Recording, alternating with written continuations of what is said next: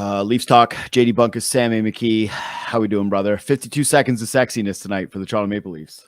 I enjoyed the game tonight. It was a lot of action. Felt like a midweek out of conference game where, two teams that are kind of in a playoff spot that, maybe doesn't mean as much to the Stars second half of back-to-back. But I thought an exciting game. Thought some narratives to come out of it, I guess, if you want to go there. But Simone Benoit saves a goal from a tying goal. We'd still be watching overtime right now. So good game tonight. Big one. No, I'm going to start with the positive, which is, like I said, the 52 seconds of sexy, which is the Leafs give up the game-tying goal. And you're sitting there going, yeah, obviously this was going to be the way. And it was shaping up to be one where you're discussing, all right, well, Stars power penalty kill wasn't exactly great. And one bounces off a guy's ass past Wedgwood. Another one's a softie past Wedgwood. And you're just starting to see the game shape in a pretty terrifying direction, especially considering that this would be two blown leads or blown opportunities to get points anyways, late in hockey games. And boom, Mitch Marner and William Nylander, they throw the capes on. I'll start with Marner's one just because, but when Marner is on, when he does those superstar plays, God, he just looks the part. That's how you look like an $11 million man, Mitch Marner, is this play right here. Yeah. I liked even early in the play where he takes body contact and the guy that he ran into, I'm not sure who it was, who was bigger than him, actually goes down. Everyone's bigger than him. Yeah, it's true. He actually wins the sort of the body battle, which you don't expect from him. And then he goes to the front of the net. And let's be real here. Like Matthews throws an absolute grenade at him. Like this is just an awful pass right into the feet, like no chance. And he makes a play, high skill, kicks it up to his stick, patience, and just flips it upstairs. Like I really liked the goal scoring prowess from Marner this year. Like we always talked about how he wasn't a shooter. And pardon? You have said prowess. You really Frenched that up. It's prowess. Isn't that a thing that you say? Prowess. Prowess. No, prowess. No. I don't know. Prowess. Scoring prowess? I don't know. Whatever. I say prowess, buddy. I'm talking like my boy Simone Benoit. His goal scoring prowess. And he's done it a lot this year where he's done this very same move a lot where he gets in tight on goalies and it's not like the full hard wrister. It's more of like a flutterer, like more of like a wait you out and just kind of find a spot. Did it the exact same shot to Sorokin the night before. So, love that goal from him. And I thought he was really, really good tonight, along with all the Stars. Tried it earlier in the game too. That same spot. That's becoming his signature spot. High right wrister. That's the Marner. You can almost bank on that now. Like that is the place that he is going to try to score goals. And it's funny because earlier in his career, even up until I would say the middle of last year, I would say his signature attempt to score a goal would be going across the body low blocker on goalies. He loved to go low blocker on goalies. You remember his first career goal was him scoring on Tuukka Rask low blocker. He really, really tried to do that a lot. So maybe you knew that the book was out on that one. He's trying a different shot. But yeah, he looks a lot more dangerous in front of the net than he used to. Give him credit. He's really worked in that part of his game. It's improved big time. Yeah, I like a lot of what you said there, but it's especially interesting because a lot of great shooters now have started to adopt their game and have gone away a little bit from the shooting it high glove, and they've started to do hard and low, hard and low. And Marner just sort of seems to be picking something up where it's soft, high, and right, just soft, high glove. So good adjustment by him. Honestly, like it's a cheeky way to score and it's been effective for him. But I love what you said about how he takes the body, he gets up, he makes a beautiful play with his hands. Like, I don't think there's another guy on the Toronto Maple Leafs, and that includes Austin Matthews, who could have received that pass and made the play that Mitch Marner made with, like, given the circumstance. Out of his feet like that. That's one guy on the team's hands only, and that's Mitch Marner. But the other part of it is I love the emotion. Okay. The Leafs are they're not going to be like Ryan Reeves tonight, right? He has a couple hits. What was it in the first period where he gets on top of like two guys and he's trying to scrumming up, and I'm going nice. And McCabe had some moments where obviously we'll get to that later on, but it's not going to be those players that set the tone and the identity for the team. This is it. This is the formula is score sexy goals, right? Be that the stud scores sexy goals and then ham it up to the crowd, light a fire under the other Stars, and get some emotion into the hockey game. Because I thought that they were a little flat before this, dude. And then boom, it happens. And I don't think it's a coincidence that Nylander comes down right away, and it happens all within 52 seconds. And that to me is the formula for the Leafs. I know it's like, oh yeah, score 5 goals with the studs, duh. Whoa. But I mean, like, score highlight reel goals, beautiful plays with your stars, and create a ton of momentum off of it. That's when the Leafs feel like they have an identity. Yeah, I mean, this has always been their identity, and this will continue to be their identity, that they just are 4 really great players. And it's like, this is the whole formula. This is what they bet on. When it feels like an avalanche like this, you know, sure. Like when it feels like they do this in bunches. And this is a thing that they've done for like for years. Mm-hmm. That was a great play by Tavares. If you're watching on Sportsnet Plus or on YouTube, it really is. And like, I think it's pretty clear that the captain needed a break. He's had 2 of his better games in months since coming out of it, where he was really noticeable again tonight. Obviously scores again, gets an assist, still hasn't scored an even strength goal in a really long time, but that's neither here nor there. That's a story for a different night, but he was really good again tonight, needed a break. But yeah, like, I think, I don't know how many times we can talk about them needing the stars to score, but you know, it's like, oh, their offense is back. And it's Nylander, Tavares, Matthews, Marner, Nylander are your goal scorers tonight. So it's a pretty clear recipe, and they were awesome tonight, and you hope that they can do this in the playoffs. It's just the part where I'm not trying to be negative here, but you know what happens. The flip side of this, brother, and that's it's not sustainable to score 5 goals a night from your star players. And that's kind of what Tree's pivot was in the offseason, where what happened in the playoffs last year when they went up against Florida and they went up against Tampa, even in the latter part of the series against Tampa, where they couldn't get a goal. And they were scoring 2. How many straight games they scored 2 in?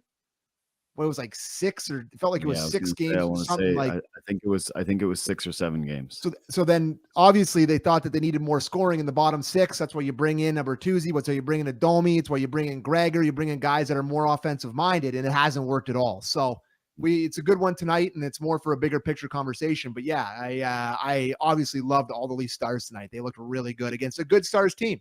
Yeah. You know what though?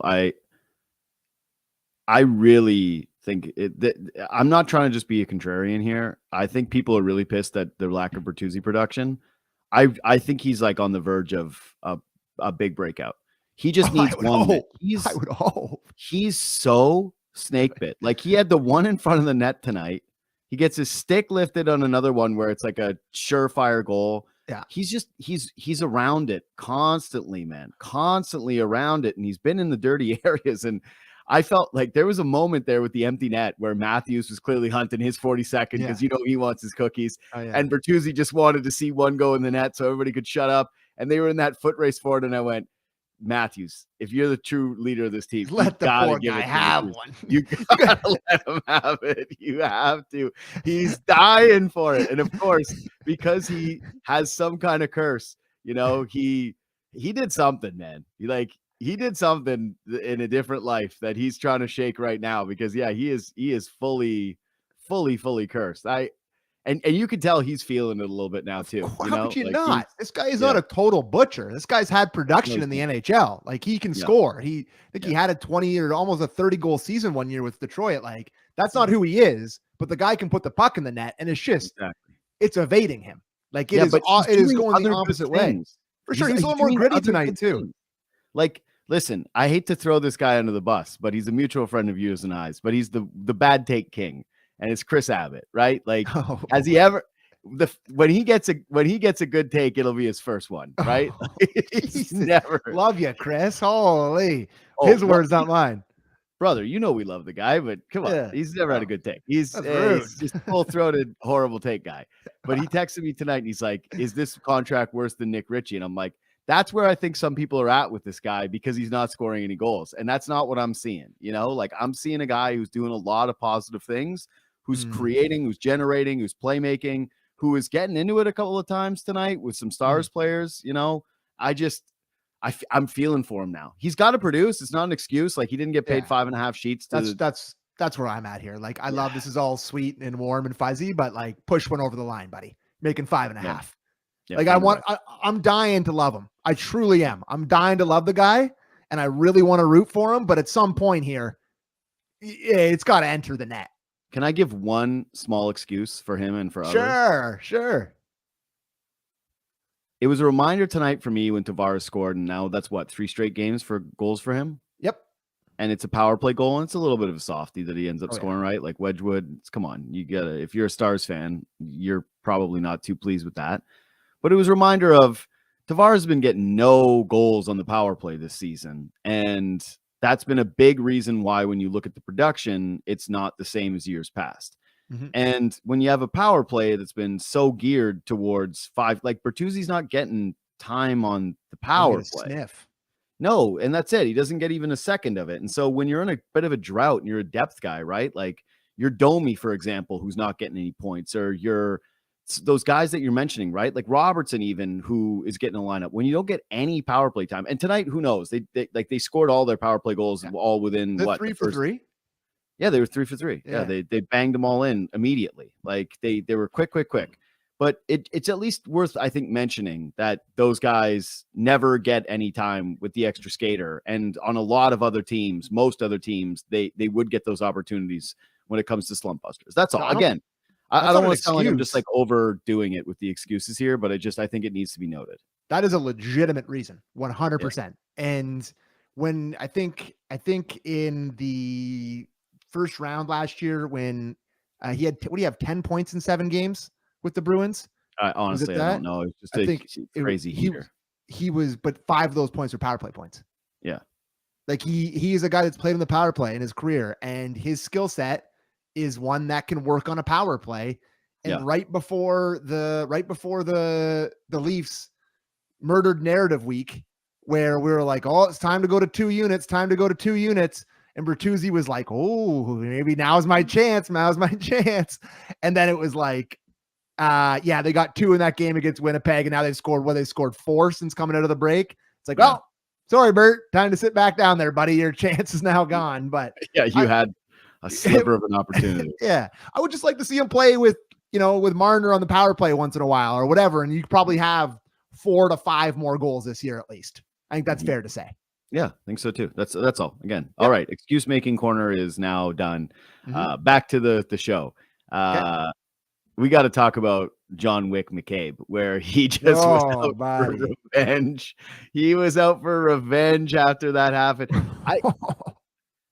I get why Marchman didn't do it, but you got to drop the gloves, buddy.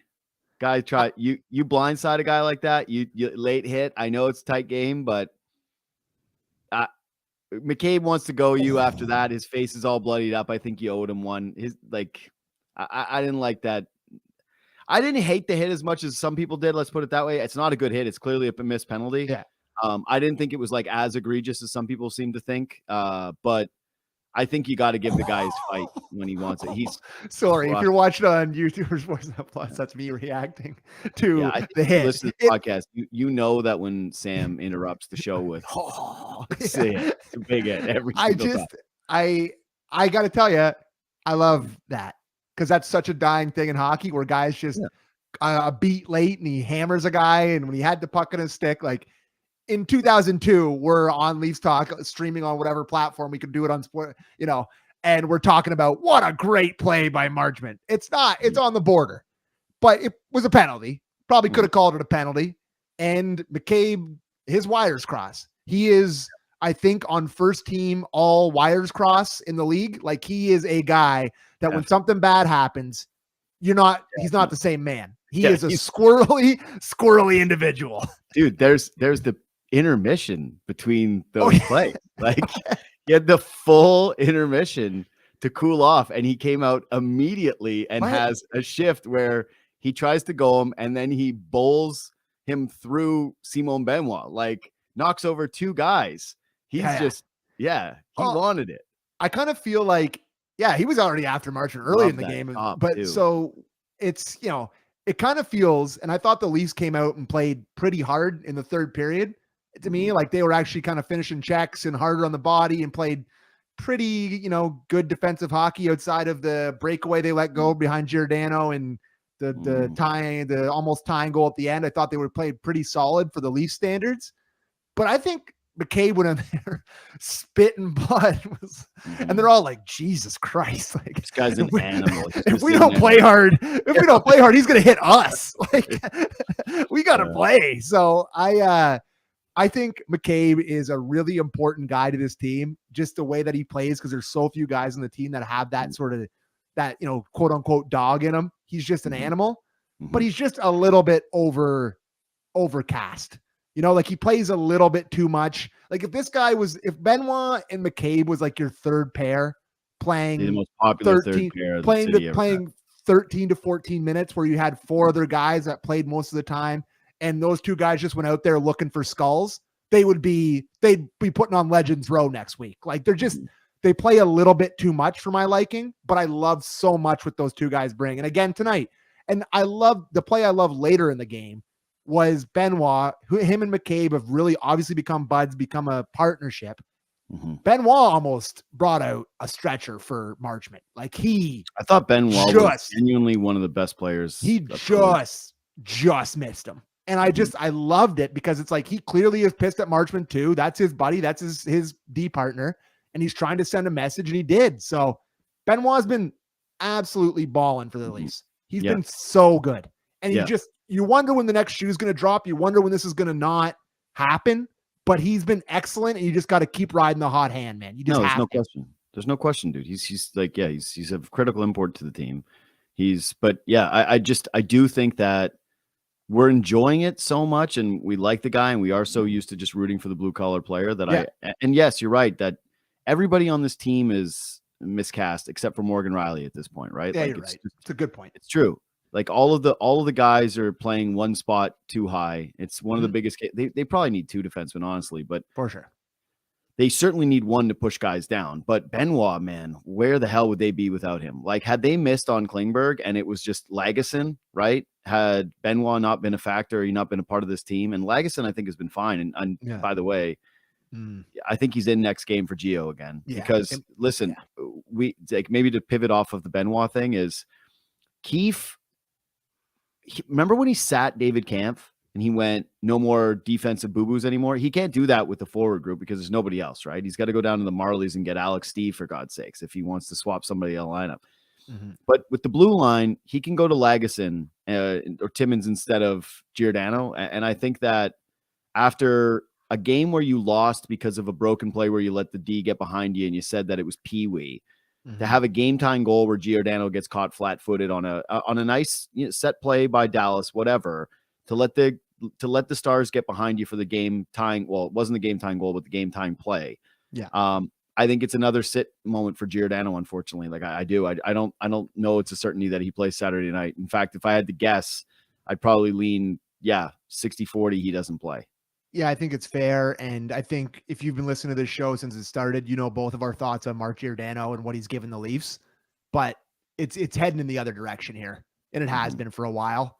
And I think they have a capable guy on the outside in Lagesson who hasn't played. When's the last time he even played? Feels like it's been quite some time. I'm not saying you're benching Gio for the rest of the year here. I'm not saying he's totally No, they done. won't do that. He's too important in the room. But I think it's time to maybe go one in, one out kind of thing here. December 27th is the last time Lagesson played. That's getting to be a long time here. Yeah.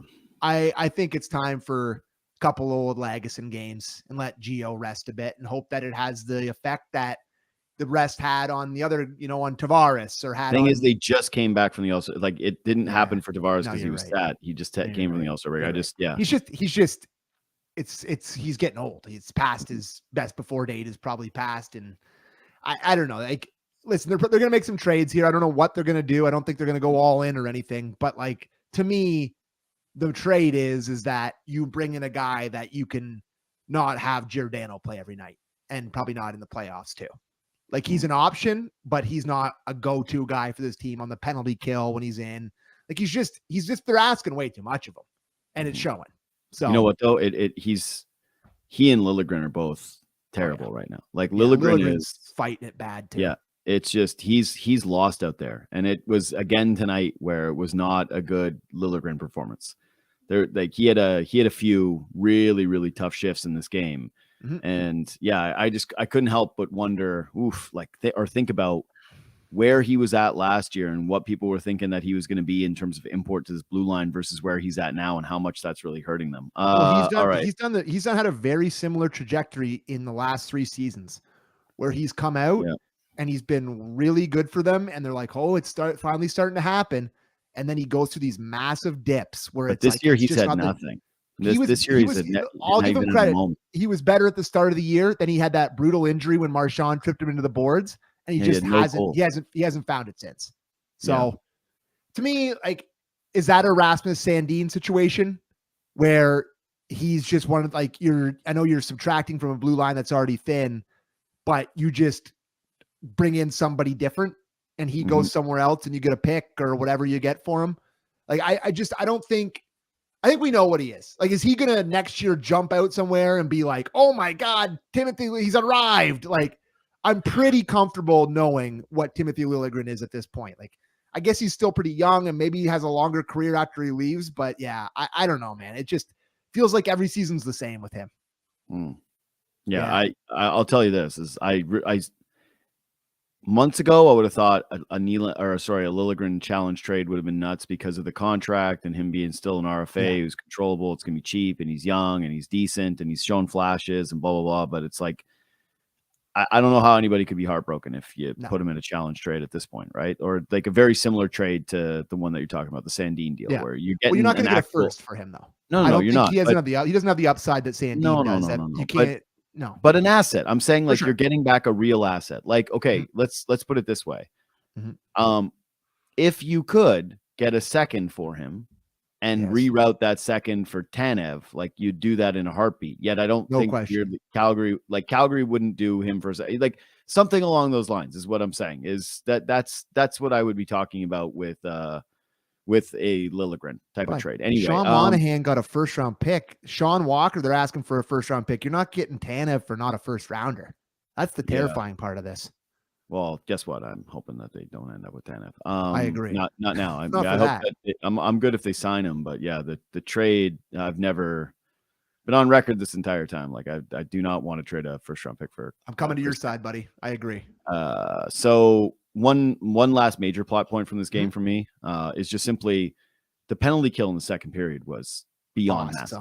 Like, awesome, but huge. Because if we're doing alternate reality times, you and I were texting, all right? If we're unleashing the text, there was a moment in this game early where the Leafs are getting outshot and outplayed by Dallas. And I thought Dallas did fade in the second period. Like, they looked more like a team, but it was Scott Wedgwood in net. And the Stars were given some good push. And then they get this power play. And I thought, man, if they score here, right? Like, if they grab this one and all of a sudden the Leafs are behind, I felt like we were fully back in Sheldon Keefe fire talk. Watch. Like, it felt that way, dude. Like, it really did in that moment. And his team stepped up and they gave him a great kill. And again, it was a lot of the Stars that were complicit in it. So good for them. But I thought that this was actually kind of the hinge moment of the game, if you will. For sure. I think the penalty kill over the last two games without two of their guys that are most important to it, and Calle Jarnkrok and David Kampf, has actually been pretty solid. And I'll give them credit. Like, tonight they were pretty good. I think, this is a recipe. This is how you win a playoff game, is your power play is good and your penalty kill is good. Like, how many times have we sat here after not here specifically, but after we watch all the Leafs games. After all the 4-4 for a long time. We've done a lot of the narratives. I just meant like the playoff series in general, even before we've done this show, is that it always comes down to special teams, and the other team has better special teams than the Leafs. And it's like their power play dries up at the worst possible time. It's like you see tonight where they have a good power play, the penalty kill is solid, their core fours are scoring. This is how you win the playoffs. This is the exact type of recipe. You don't give up 4, obviously. Maybe you hope it's more of a 3-2 score than 5-4, but this is the type of game that you like the look of. Yeah, Samsonov obviously lets in 4 tonight, but did you have a problem with the game at all? Oh, you did. You got the face. I think it was the first game since he's been back that I had visions of old Sammy, I would say. Like, there was, like, for longer stretches, there was little quiet moments in the other games where I got a little bit worried, but I had to see all the goals back here. I don't know if you want to roll them quick or whatever. I'm trying to think. I didn't like the goal that made it 5-4. I thought that was a one that gets through his glove. Probably need that save. This one's a tough one. First power play goal. It's Ben right from between the hash marks. Not going to kill him for that. Penalty shot. He's terrible on breakaways. he's really not good in the shootout and breakaways. The guys really seem to have a book on him. He's fine. I don't think he was the reason.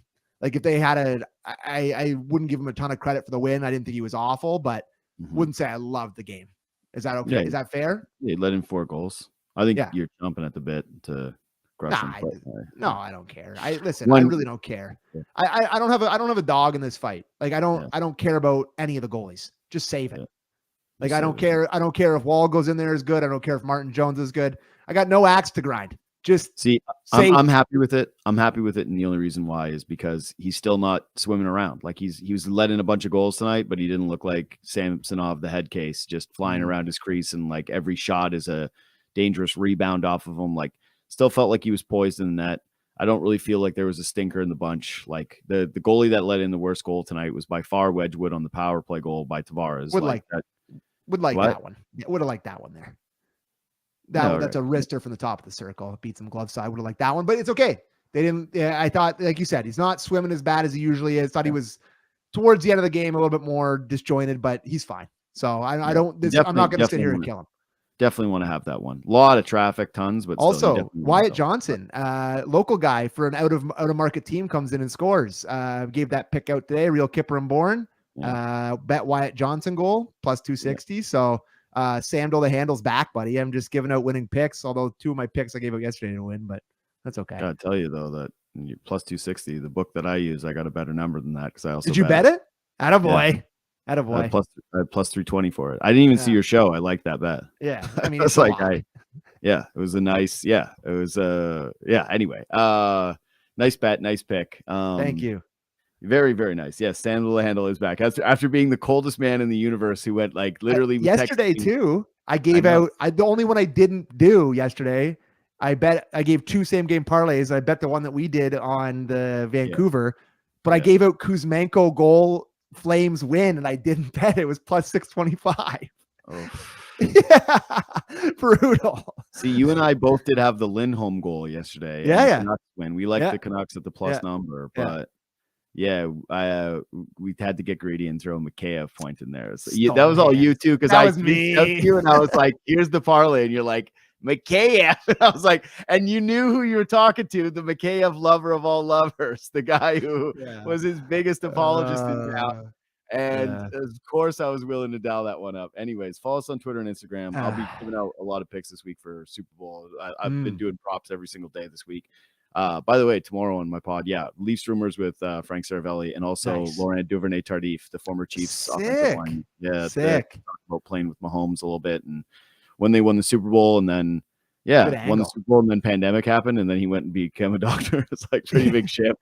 Guy got paid a huge amount of money and won a Super Bowl. He's like, I'm great. I'm offensive lineman. COVID hits, and he's like, I'm a good guy. I'm going to go be a doctor. It's like, wonder how he feels watching the Chiefs in the Super Bowl right now. Like, the last thing I have, because I wanted to do a quick, because it's our last show for the Super Bowl. We don't have a show on Saturday night. I want to do a quick question. This is a quick PSA. Just, hey, we don't have a show on Saturday night. I'm going to my friend Ben's 40th birthday party, Ben Ennis. So wish him a happy birthday if you're a fan. How he's old. Yeah, he's real old. Guess what? Ancient. Yeah. So it's gonna feel good there at his birthday. Yeah, you're a youth compared to him. Yeah, no, I was a baby, sweet little baby boy. And then, I will say, every Leaf fan's life flashed before their eyes when Morgan Riley got crunched into the boards. Oh my god, dude! Holy! And it was a weird one. Like his legs went straight, and so did my heart. They banged together weird, and it was a hard hit. And there was like a moment later in the game where he was flexing it out, where I saw it, and I was like, oh, he's still not feeling right. But then he just burned Sagan in a foot race a little bit later, and I was like, okay, he's back. It's fine. But yeah, that was a horrifying moment for Leaf fans everywhere, because you lose him, you might lose the playoffs. Scary. Last one before we go here. I don't know. Have you given out an official pick on who you're taking? Maybe I don't want to screw over your podcast. So no, but I mean, I did tweet the second matchup got announced. Yeah, I put a pretty massive bet on the Chiefs at a plus number because I bet the Ravens, and the feeling I had of betting against Mahomes in that first half, That feeling I had was like horrible, among my lowest. I can't imagine sitting with someone who didn't watch sports and they were like, so that's the best guy maybe ever. And they're like, yeah. Like, and why did you? And you could have gotten, how betting works is the favorite team. And I would go, yeah. And they would say, and you fancy yourself someone who watches a lot of sports, talks about sports for a living and gambling and I would like, yeah. And I've been Googling like giant rugs to put that. And you bet on the guy in purple with the noodle arm who gets scared every time there's a rush. You bet on that guy? Yeah, exactly. Anyway, I put a very heavy bet on the Chiefs, and I am like I'm a Seattle Seahawks fan. I truly deeply hate the San Francisco 49ers. So yeah, if the Niners win the Super Bowl and I lose a criminal amount of money to be betting, I have a tough day. I put in a lot of props. Again, follow on Instagram at JD Bunkis. I've been putting in my favorite props of the week. I shared a couple of them today, so I'm gonna compile those all for Sunday. But yeah, I got a million bets. Like the thing to me is I can go to sleep at night losing on betting on Mahomes. If Mr. Irrelevant's going to beat one of the best all time in the Super Bowl, good on him, and I can live with that. But I can't bet on the worst pick, the last pick in the draft against Patrick Mahomes. And hey, you know my theory, and I won a lot of money in the Bucks versus the Chiefs Super Bowl.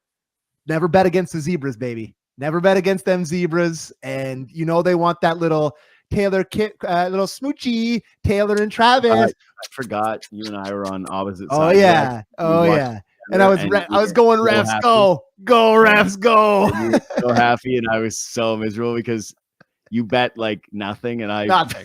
Thousands of dollars. I won like $650 during that. Yeah, Super Bowl. I know you did. Electric. Right. You were so happy, and I was just drunk first like, touchdown. It was amazing. Yeah, it was good. That was a good one. All right. Subscribe to the podcast, leave 5 stars, hit the thumbs up, and follow on Twitter and Instagram. Do all those things, and we will see you on next Tuesday night. Blues. What? Blues. Yeah, Blues game because no Leafs talk on Saturday night. All right. We'll see you Tuesday.